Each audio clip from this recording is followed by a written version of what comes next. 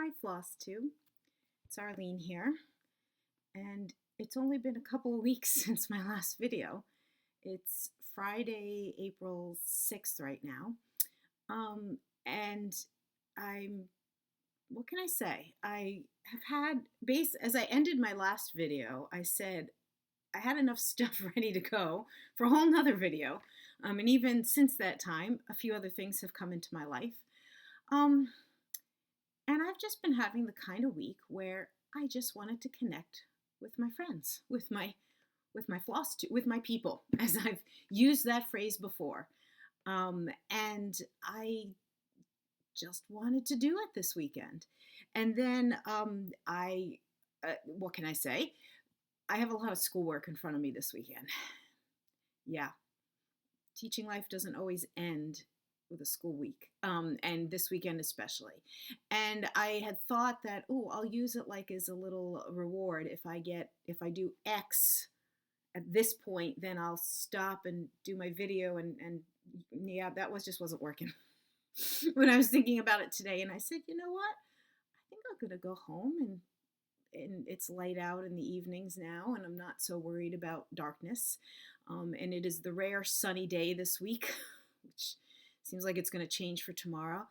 I'm just going to do the video now. And so I'm glad to be sitting here and spending some time with you. Someone I was watching, I was trying to think who this was, had said, I know I just saw this some point this week, it's like I'm sitting here talking to all of you. And I'm not crazy. I know I'm not actually talking to you. I know we're not actually engaged in a conversation. But it really is to me like I'm spending some time with all of you. So that's how I wanted to spend this particular Friday evening with you. So I have lots of things I want to share. And it's just, yeah, I want to just share with all of you. And so I've got things spread out here from all different worlds. And that's what makes it exciting for me. So I want to start a little bit on sort of what I'm working on. I'm working on some secret stitching I can't share, and that's related to the retreat coming up in May. You cannot see right off screen how much stuff is over there, and that's all retreat related. But aside from the secret stitching, that there's a couple other things that have come into my stitching world. I just sort of felt the need to do. One of them, which I'm about to show right now, is something that I think it was like November or so. I did a video where I called it like a stash parade, and it wasn't, in all honesty, the kind of stash parade a lot of you guys have shown. As many of you know, and if you're here for the first time, welcome.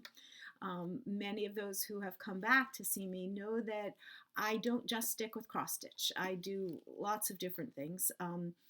The design work that I've been doing and selling in my Etsy store is mostly cross stitch, but some canvas work also. But I have shown that I like to explore all different kinds. When I was doing that stash parade video, I was showing some patterns and books and some things that I had that included some of the types of needlework that I had wanted to explore, and I just hadn't gotten to it yet.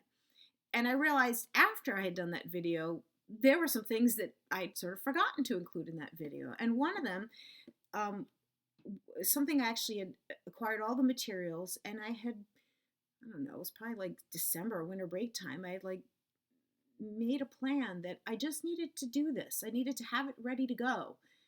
And it just didn't get started. And well, this past week I decided I needed to do this.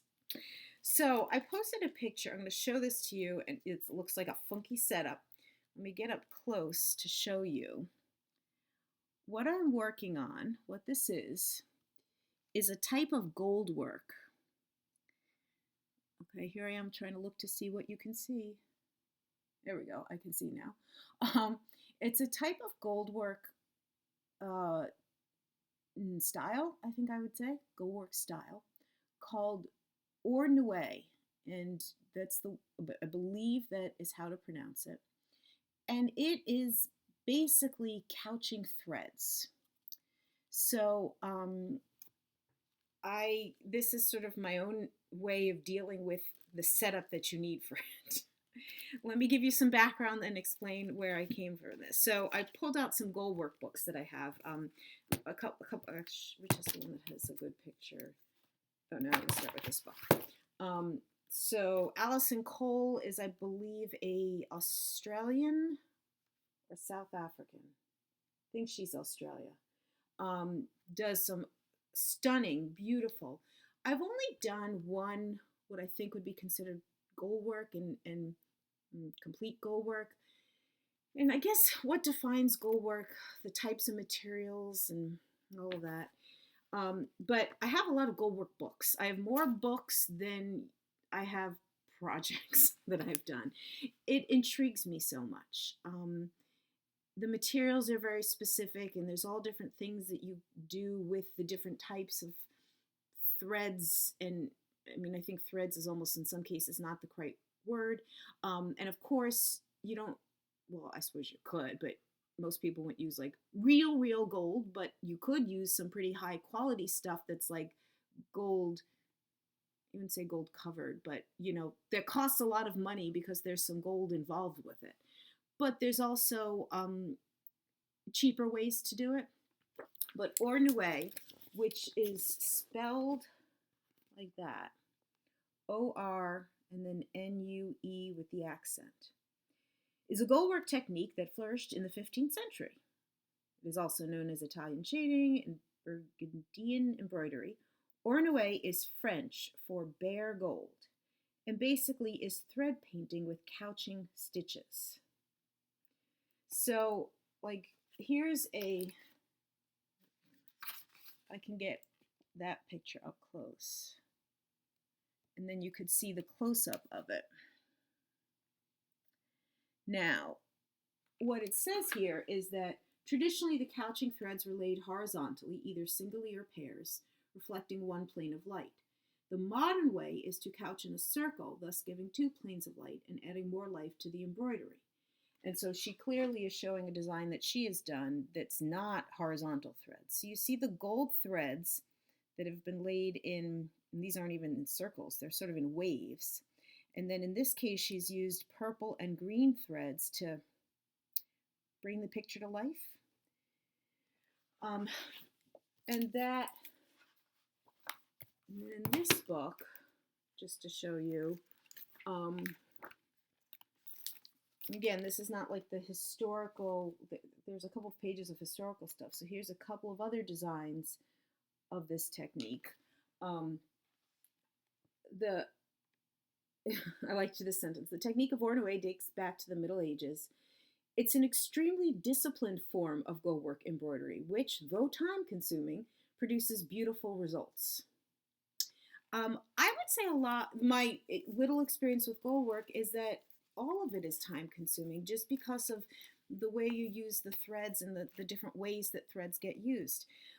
So anyway, where all this came about, some years ago, to be specific, this is an issue of Piecework magazine, March, April 2013. So a few years back. This is from a year that I had a subscription when I had got an honorable mention in one of their contests. What I won from that was a year subscription. And in this issue, there was a article about Ornue, which I might have known a little bit about before this article. And, you know, that is done in that technique. And what do they say? 15th century, okay? So that, you know, that's like the historical looking stuff. But then, as piecework tends to do, they then have a project. And here's what intrigued me. The way they showed doing this project felt very doable to me, because what they provided was a chart that had the familiarity of being like a cross-stitch charted, and they suggested doing it on Congress cloth, which is a 24 count mesh. It's like canvas, but just a little bit smaller count, 24 count, and to use the chart, that it wasn't like a free-form embroidery, which is how it's more or less described in the Goldwork books. I was like, oh, This is interesting. I also loved that the materials in here, and partially because it's piecework and that it's not a Goldwork book, the materials list here felt like they were materials that I could acquire, that they weren't very specific Goldwork things, meaning the gold thread was Kreinik Japan thread number 5. I'd never heard of that before. But at the time, or however long I had this magazine in my hand, but upcoming to that, I was going on a trip. I was going to be at a great needlework store that had lots of threads. I thought, maybe. And sure enough, they had quite the Kreinik selection. And I was able to find this Japan thread number 5. Now, it did concern me because they talked about it coming in on a spool, and you could see this doesn't look like a spool, but that's what Japan, and so what it is, I mean, it's not a braid. It's very shiny, which you could, yeah, I guess that's sort of coming across. It's very shiny, but it's not a braid. And it's, how do I compare it to, I don't have DMC in front of me. How do I compare that thickness to a strand of DMC? It's thicker than one strand of DMC, I would say. The color that is traditional, or the colored threads that are traditional for Ornue is usually silk, and that could have been anything, or any kind of silk. And then because it's a couching technique, couching is when you're like laying a thicker thread down and then you're using a finer thread or some other thread to go over it. When you go over that thread with the silk, that's where the design is coming through. And then when you don't want the design coming through, so in this picture, like all of this part, well, they had you using, I think they have you using almost like a yellow silk thread. And that same place, I was able to get the Japan thread, but in a, what size is this called? I don't, in a very, very fine. It's not, again, not very fine like the braid very fine. It just says Japan thread. So I knew what I was looking for, and I knew that I had this opportunity to go somewhere to get these things. Got some silks. I had a little chart where the little picture I'm doing is a whole separate story, and I won't go into that right now. But this little design is, I'm almost, I mean, it won't be much bigger than about yay big. I mean, it's a little square, so you know that's the width of it, and it is time consuming because I just go. It's like a cross stitch chart. I'm just going across, and I'm just using 2 colors, and you lay down 2 strands of the Japan thread, and every place there's a place on the chart where there's like would be the equivalent of a stitch. You're couching with a color. Now you could see I got multiple needles going on here, just because it was easier. And why do I have this little baggie hanging off the edge? It's because you don't want to cut off lengths of this Japan thread. You want to keep going. You could see, I think you could see the, I'm going back and forth, like I'm just zigzagging back and forth with it. And so I found some sort of spools and I wound it on there and I'm rolling it off of there. So I don't know if this is the first time that Ornue has shown up on Flosstube. I don't know if anyone watching this has seen it before.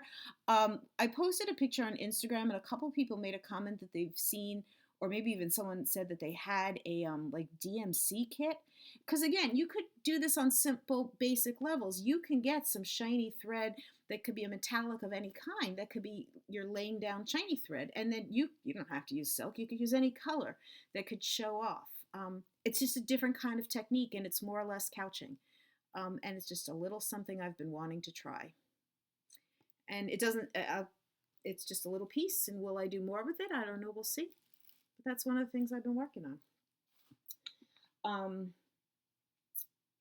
And again, it was inspired because of the piecework article that had what felt like simplified instructions rather than the more complex versions that show up in Goldwork books.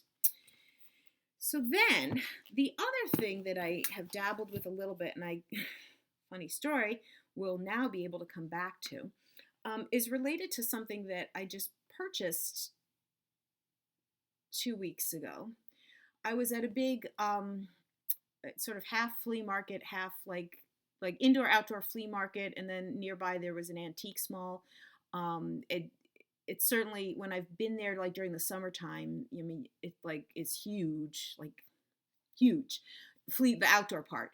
It certainly hasn't gotten to that stage in March, but I wandered over to the antiques mall area. I enjoy a good wander through an antiques mall. I'm not usually tempted by purchasing too much. I just enjoy walking through. And so it was a very unusual day. They ended up purchasing two, I think, pretty cool treasures that I'm kind of excited to share with you. So the first one, or the first thing that I found, in one of the booths, I found a stack of linens of all kinds, and there was some crocheted stuff and clearly some like machine produced tablecloths and napkins and things. And in that pile, I found something that was like, whoa, this is pretty cool. So it's a table runner, a small table runner. You could see, I don't know, probably 3 feet or so long. But let me hold up this side. Can you see that edging? And I am at that place kind of staring at it, staring both sides of it. Yeah, that's clearly hand done, guys. It's a beautiful pulled thread. I think, well, this part is pulled, but the center area there was clearly drawn, like there were threads pulled out, so that would be drawn thread. But then up here is pulled thread. It's a beautiful edging. Beautifully hand done. Now what it was is actually an unfinished, like a stamped, it's got those blue lines on it, stamped piece that was never embroidered. This part was never embroidered. And it's a simple design. It just has the edges. It, you know, or not the edges. It just has, you know, it just has an outline thing. There's nothing in the center part. But I thought for $7, I mean, how could I leave something with this beautiful edging there? And not that I need any more projects, but what about bringing this home and stitching?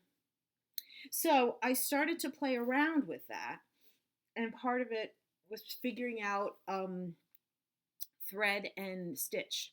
So if you are not familiar with Floche, it's by DMC. It's not easy to find. I got this at like a needlepoint store. It's a cotton. It's very soft. It is, there's one strand of it. And I mean, in some ways, I think it's like the perfect thread for something like this. When I was playing with a stem stitch with one strand of Floche, it wasn't quite covering that blue very well.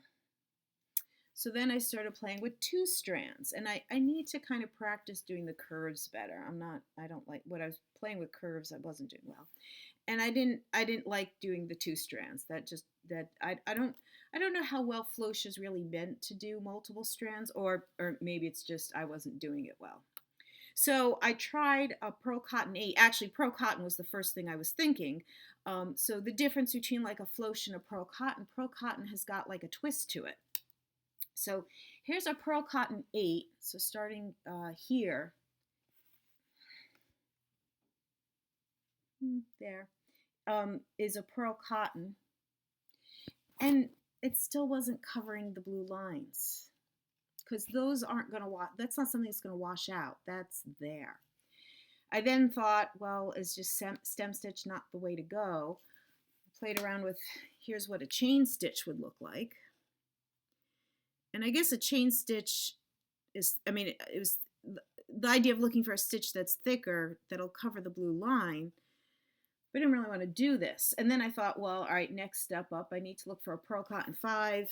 Oh, well, don't have that, put this aside. And literally, as I was pulling things together to make this video, I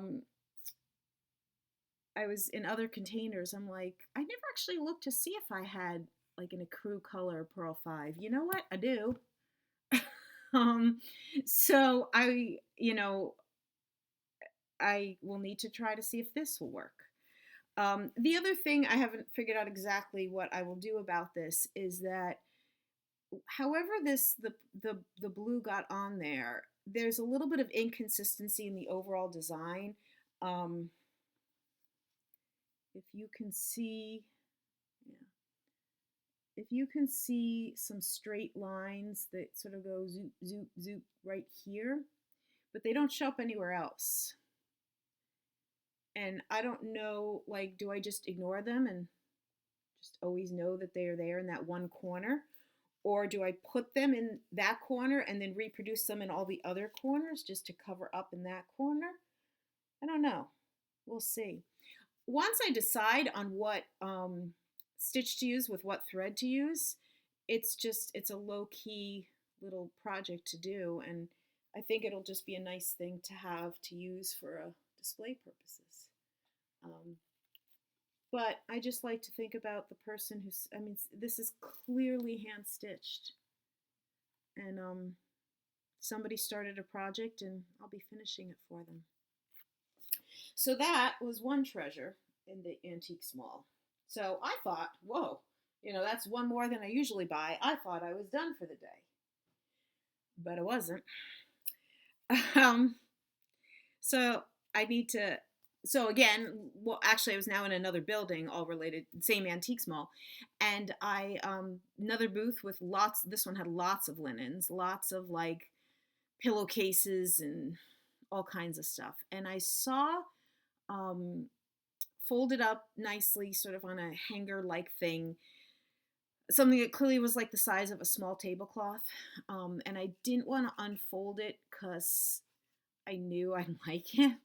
And it's also the sense of what would I do with it. I had circled all the way around and I was still thinking about it, and I came back to it. And at that point, I even looked at the price tag and thought, whoa, that's nowhere near what I thought it was going to be. That's actually not that bad. Maybe I will unfold it. What it was a piece of Fillet lace. And so I talked about this in one of my videos some time ago. And so I took out what I've already shown you just to give you the background before I show you the piece. So Fillet lace is something that was done or popular for certain periods of time. This is a book, I want to say from 2000 and something, 2006. And it teaches the stitches. What it doesn't teach is making the netting. Like originally you had to make the netting as well as the fillings inside. But I was so intrigued with this, and I had actually I went through the first couple of lessons. So this piece and this piece, this netting, I purchased the netting, so I did not make the netting.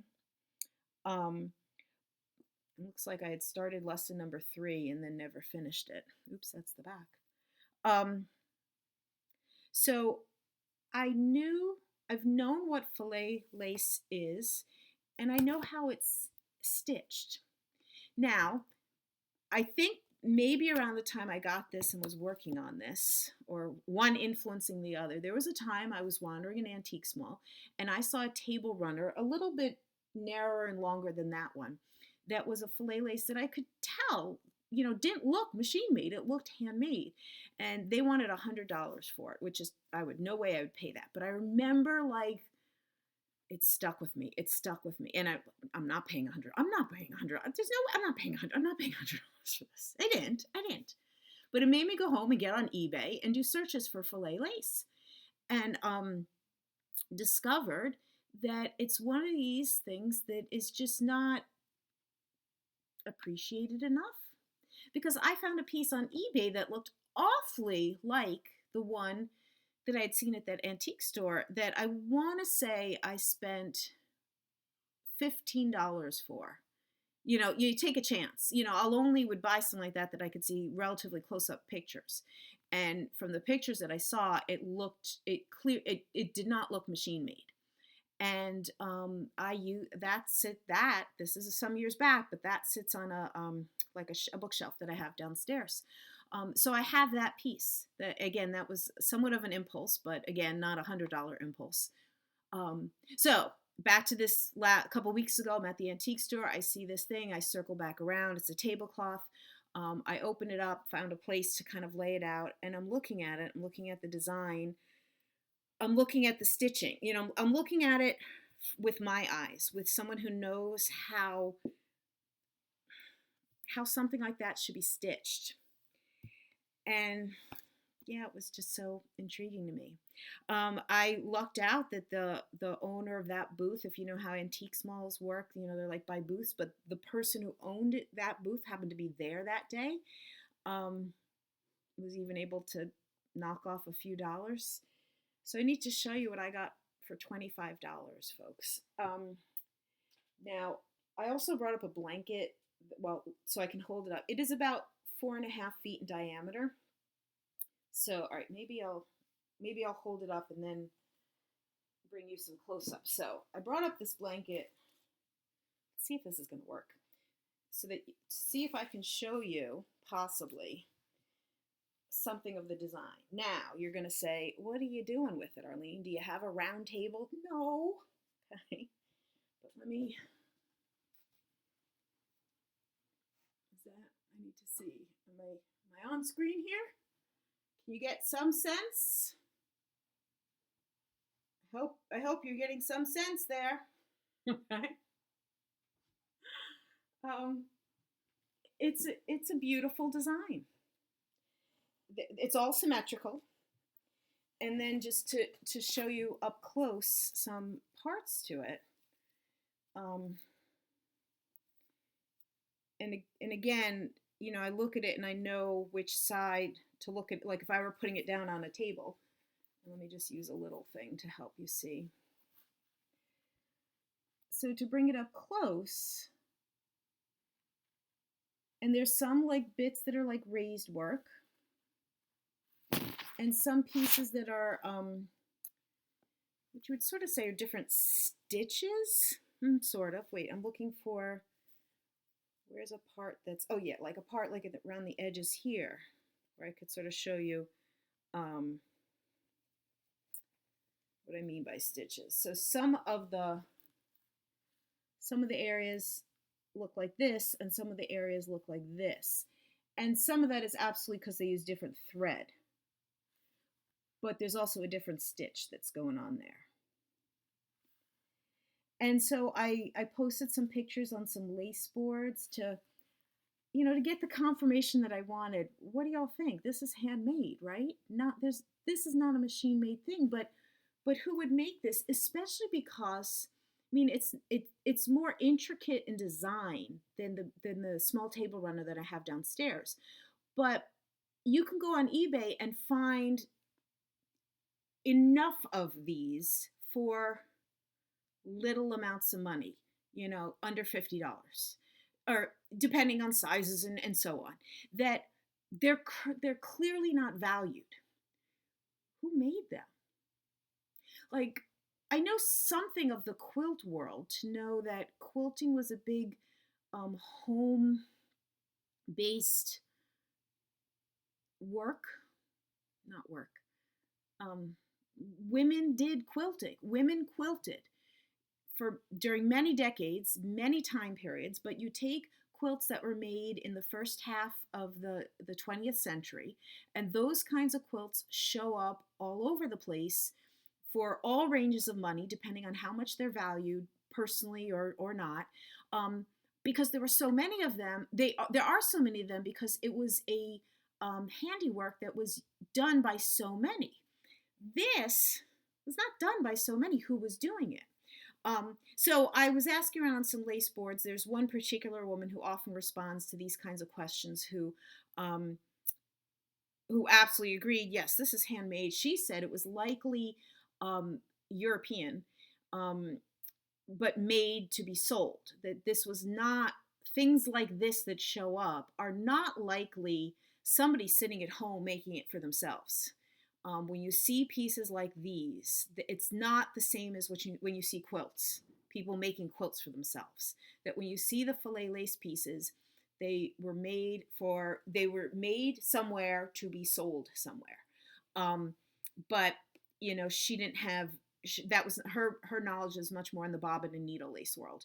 But it's something I'm going to try and see what I can learn more about. Now, what are my thoughts about it?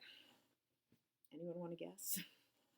Yeah, this is totally going to be inspiring for some designs in the future, people. And it's not, yes, of course, cross stitch inspiring. I showed in a video, I meant to look up which one it was, a project I did that involved multiple styles of needlework using the same design. And that's where, when I had this laid out in the antiques place and was staring at the design and thinking about possibilities, I thought, oh my gosh, I've been thinking about how could I do another set of designs like that? What would be so inspiring that would want me to do it? This is it, people. So I'm going to be excited to use this as an inspiration. So look to that for the future. So yeah, that was my really cool treasure at the on that afternoon. I was very glad to have purchased that. What's next? So, in the lace related world, this is not even my typical bobbin lace world, but it's all connected. I need to share with you, we all know and love our friend McKenna. Here's another reason to love her. She, in her travels around the thrift stores, found her own kind of treasure, and it's a treasure she gave to me because she said when she saw it, she of course thought of me. When she saw it and she shared it with me, like FaceTime video chatting, it was framed in a not particularly exciting frame, and it made sense to take it out. It's a piece of lace. And of course it looked stunning. I forget whether like sort of black or dark colored, piece of board in a, somebody had this framed hanging in their home. She found it in a thrift store for $8. So I love it. I love it. So to look at it. And so looking at it on screen when she first shared it with me, and then she was giving it to me and she mailed it to me. But I, trying to figure out what it was. It is called Irish crochet. It is the style of lace. So it is not a bobbin lace. It is not a typical needle lace. It is a type of crochet lace, but it has a very unique style to it. Now, took out my lace books here. Look at that dude right there. So Irish crochet, oops, just to show you.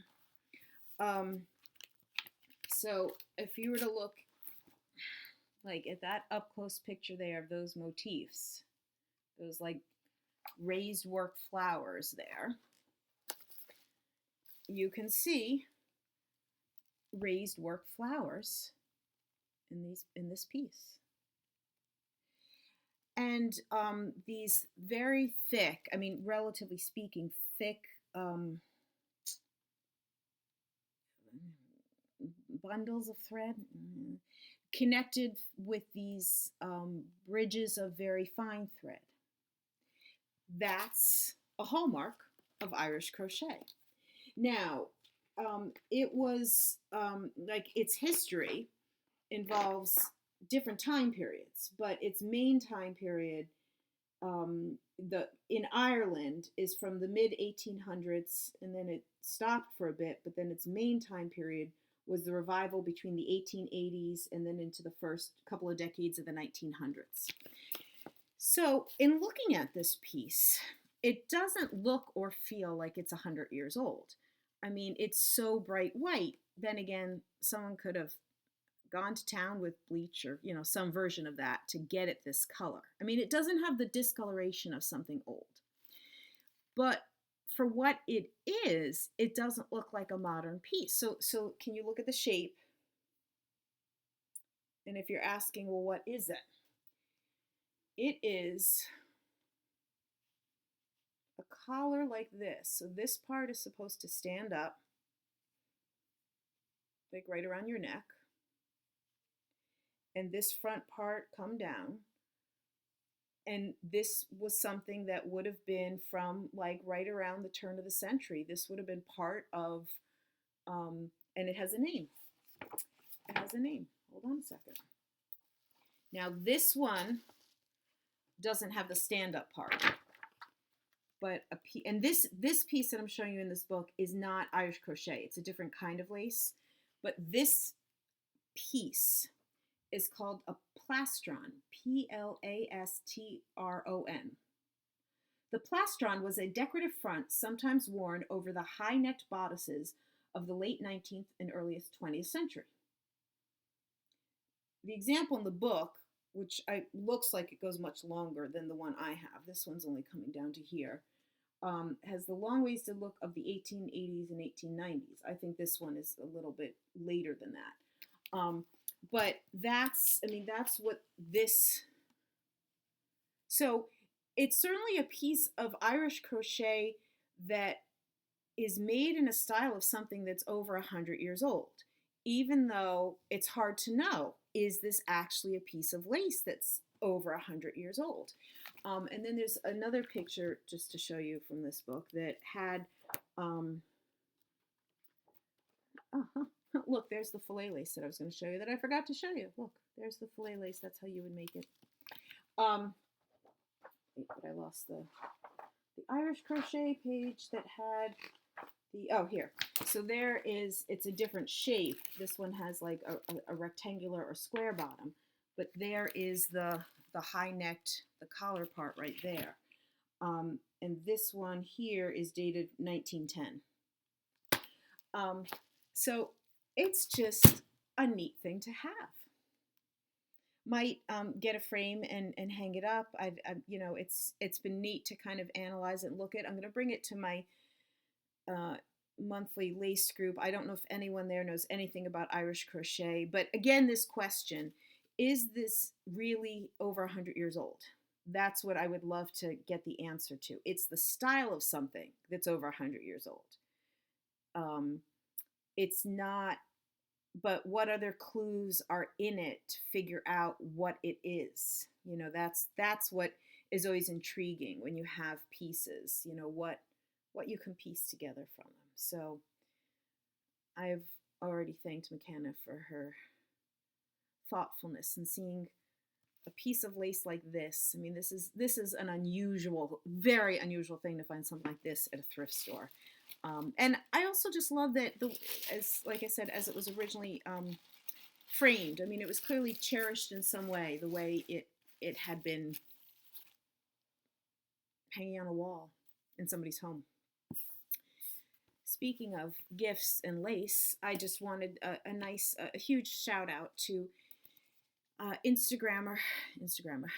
I posted on Instagram, I think I shared here also, about a Milanese lace book that I had. That was actually a book I just borrowed. It was just something that I'm hoping to try out, doing Milanese bobbin lace. And very sweet, thank you to Sarah on Instagram, who saw that post and had messaged me and said, I have that author's earlier book. Would you like it? What a gift. So this is an amazing resource and has some beautiful pieces in it and just a great introduction to this work. So thank you, Sarah, for giving me this. It will be well loved and well used by this lace maker. So thank you for that. All right.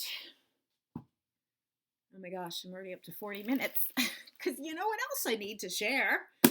So last time I mentioned about a big book sale. And I have a bunch of books here that I wanted to just share with you. So you want to see some books, people? last time I talked about briefly, I think I shared that I,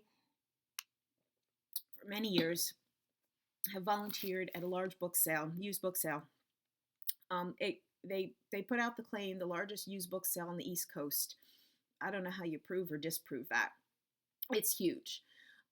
It's all volunteer effort. It's all new books every year. They don't hold them. They get rid of everything in a 5-day sale, and then they start fresh and collect books every year. And it's a pretty amazing thing to witness. um, I have learned how much I enjoy the helping of the setup time rather than the selling days.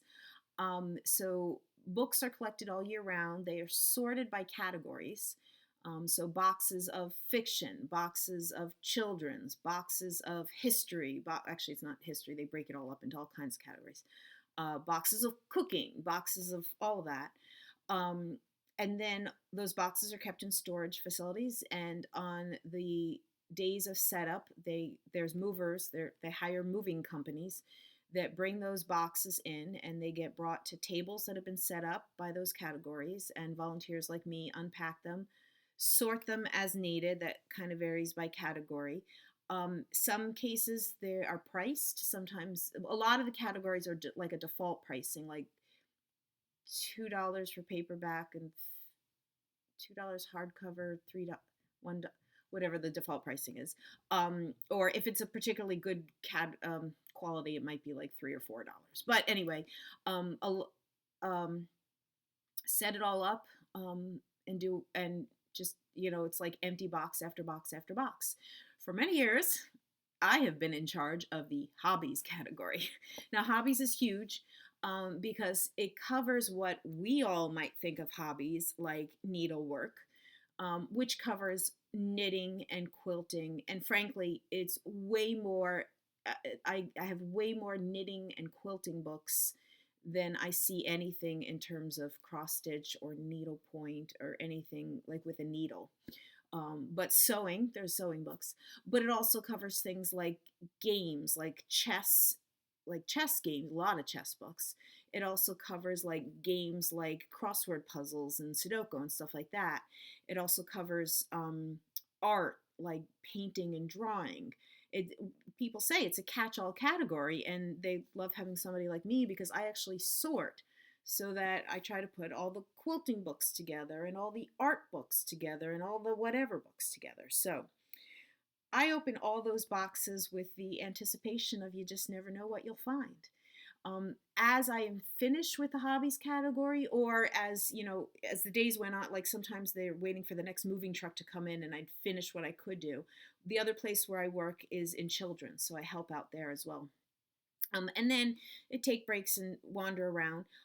You are allowed as a volunteer to first dibs to grab books. There's supposed to be a limit of $50 worth, but if you're a regular like me and you go over it, no one has a problem.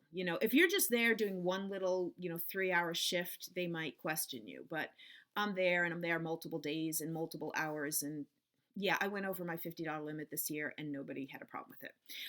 So every year, there's always certain things I'm on the lookout for in a few different places. When I'm working in children's, I'm always pulling books for my niece and nephews to bring to them throughout the year. I have certain friends and certain interests that I'm always kind of will make sure to go over and take a quick look to see if I can find this, that, or the other thing. And then in hobbies, it's whatever might interest me. This year, I was excited because thanks to Flosstube World, number one, and thanks to all my designing interests, which I certainly thank you, Flosstube World, for getting me going in that. I was going into working at the book sale in a new way because I was looking for books that were going to continue me in inspiring ways. And I just want to share with you some of the finds. So this is not everything that I bought at the book sale because, like I said, all those other categories and just some of the others that I'm just not going to get into, but just a few things to share with you. William Morris needlepoint. One of the specific reasons, and I highly doubt I will do any of the projects that are in here, but if you know anything about William Morris, he was, or if you don't know anything about William Morris, He was a British designer, textiles, wall. Oh, we got a light thing. Wallpaper, um, um, prints, all kinds of things. I feel like I might have seen or borrowed this book from the library at some point. I'm not 100% sure. Um, but I was excited to get this because one of the things that's on my long list of look into this for future design is not so much William Morris as his daughter, May Morris. A year and a half ago, I attended a wonderful needlework symposium at Winterthur, which is in Delaware, which I'm hoping to go to again if they're having it again this year, or will it be next year? Whenever it is. One of the lectures that year was about May Morris, his daughter. And, you know, like so many women in history, she did amazing work.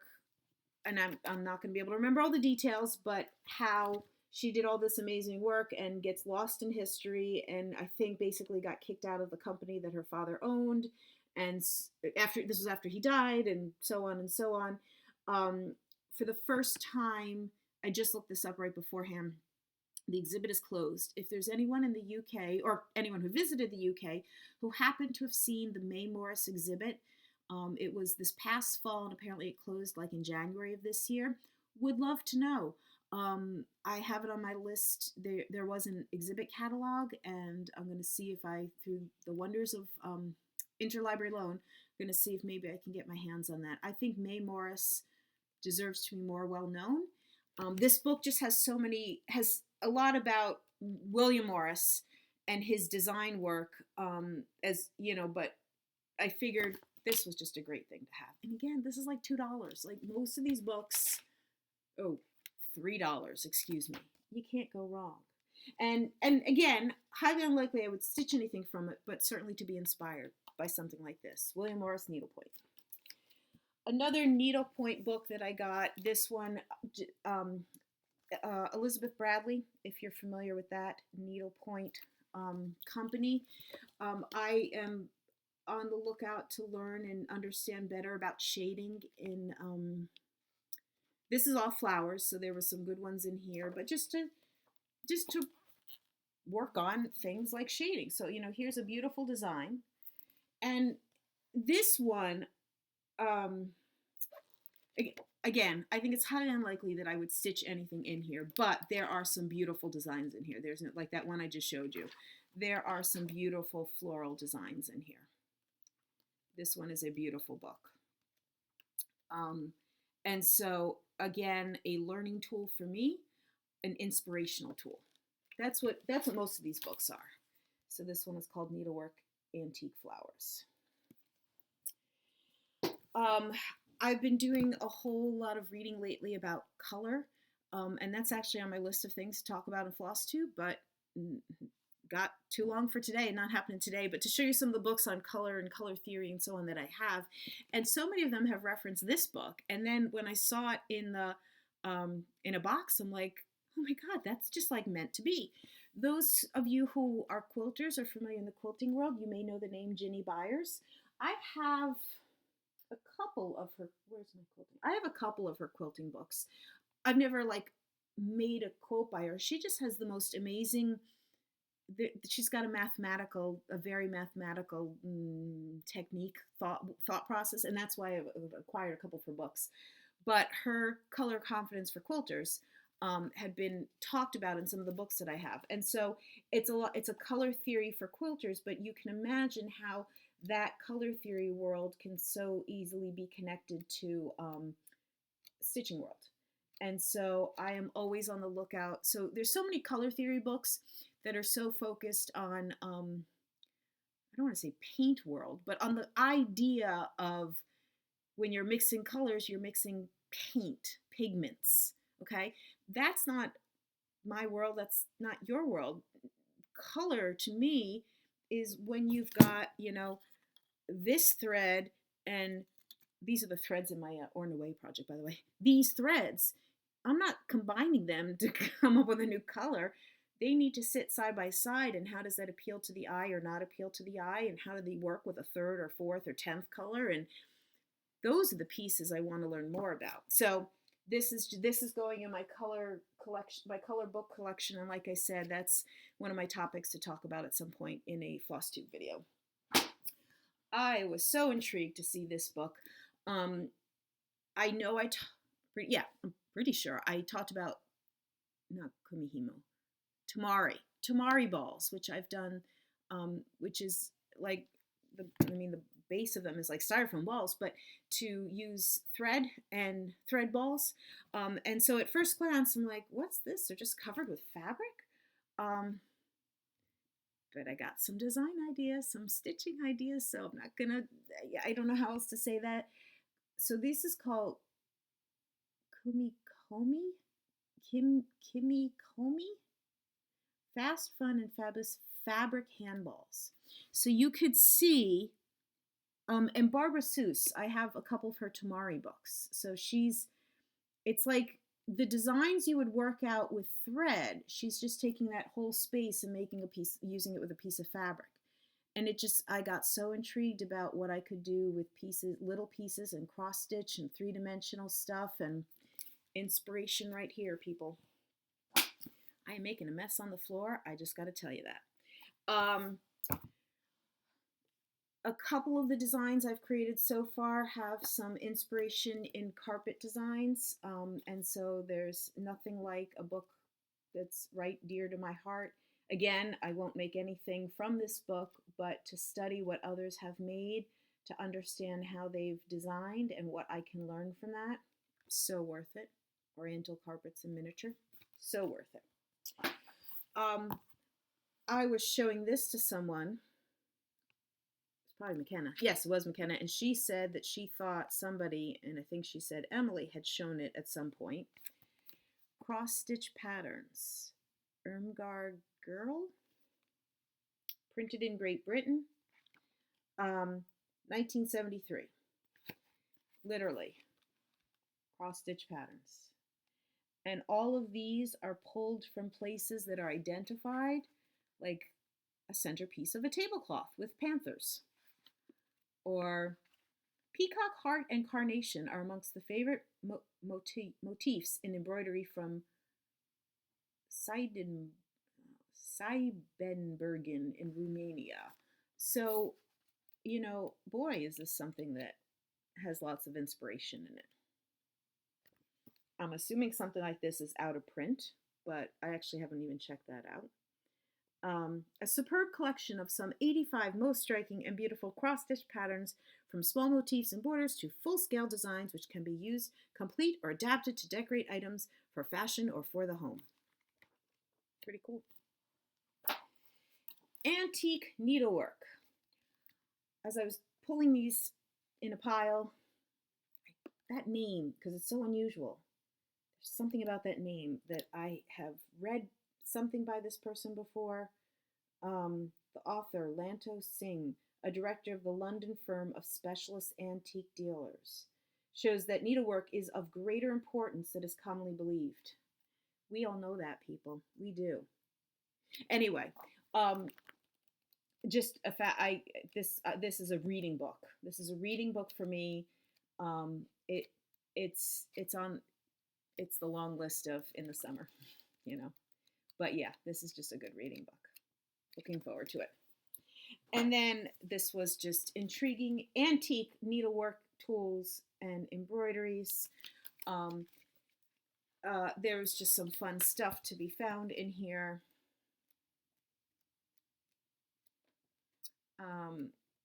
Some of those things that, sure, that would be fun to find some of those at an antiques mall for, you know, $5. I would buy them, maybe. I'm not a collector of antiques. I know maybe some of you are. Some of you would be so intrigued by some of the beautiful things that are in here. Again, this is more of a reading and just enjoying book. I have learned from many times at the sale where else to look. I always look at the art books. There's tons of art books. I also look in the decorative arts category, because some of the books that sort of belong in hobbies end up in decorative arts, and some of the books that I have in hobbies I bring over to decorative arts. They just are more likely to be done there. But I found two lace books. This is lace from the Cooper Hewitt Museum. So like lace that is in the collection of the Cooper Hewitt Museum. So this is not a pattern book. This is like the lace collection. I feel like I have seen this book before, like in libraries. So it's nice that I get to have my own copy of it. And this is a catalog of an exhibit that occurred at a museum that's not too far from here in Allentown, Pennsylvania. And I brought this, and this was in the late 80s, I think. I brought this to my lace group and last month, right after I got it, they were talking about it and how the question of whether this museum, at least in this book, indicated they owned the lace. It was not a borrowed thing. And whether they still own the lace and whether some lace groups could get together and make a plan to go visit and see it. So those were two cool lace treasures. And like I said, there were a bunch of other books I got. Oh, and then I did get a bunch of books that I've put aside that are going to be used as some raffle prizes for the New Jersey retreat. But we'll just keep those a surprise. So I just, like, for all the books that I see, I want to say, with the exception of the Cooper Hewitt one and the William Morris thing, well, and I knew about the Ginny Byers book, but I had never seen it. It's so fun to find books that you've just never seen before. There were plenty of books that open those boxes and like, oh, there's another copy of that. And yep, saw that one last year. And sometimes I open them up especially if it's one that I am putting a price in because it's worth more than the $2 that they'd sell it for. And I already see a price and I could almost tell, yeah, I think that was my handwriting from last year. So it's been like redonated. So yeah, plenty of books that come back over and over again or that I've seen multiple times. But you just never know when you're going to open a box and see a treasure. So if you have the ability and the opportunity in your life to do some volunteer work for a used book sale, you should. And at the very least, you should go visit used book sales and support, whether it be a library or whoever it is that's putting it on.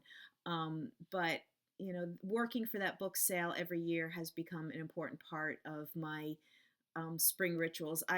Many years, I just have to say where it's located, it's at a school, and it's often the place where I see the first daffodils of spring. That did not happen this year. There were not daffodils popping up. But it's so many books, so many treasures have been found at that sale over the years for me personally, and sure for plenty of other people as well. I am coming in close to an hour. There's so much more I could be sharing, but I think I've shared a lot today. I'm gonna continue working on my Or Noué and the play around some more with that white work piece, and like I said, some stitching related to the retreat. And I'm just really glad I got to spend some time with all of you today. Thank you so much to those who, thank you to all of you for watching, for staying with me. Thank you to those who had watched my video a couple of weeks ago and especially gave me the thanks for a year anniversary of being on Flosstube. And especially those who are supporting me in my design work and purchasing patterns, and I'm hoping enjoying those patterns.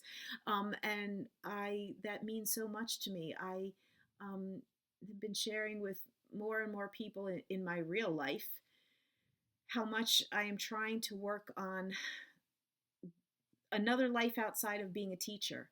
And while lots of people don't quite understand, okay, wait, you're doing stitching things, but you're not stitching, you're making patterns, and they don't quite get it. Lots of people don't, but I think we all experience that. I'm just trying to find new ways to expand, and looking forward to exploring all those avenues. And I just thank each and every one of you for all the ways that I have felt supported.